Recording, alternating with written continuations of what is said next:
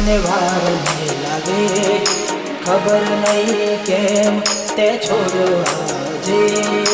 મોત આવતા હવે મને વાર નહીં લાગે, ખબર નહીં કેમ તે છોડ્યો આજે.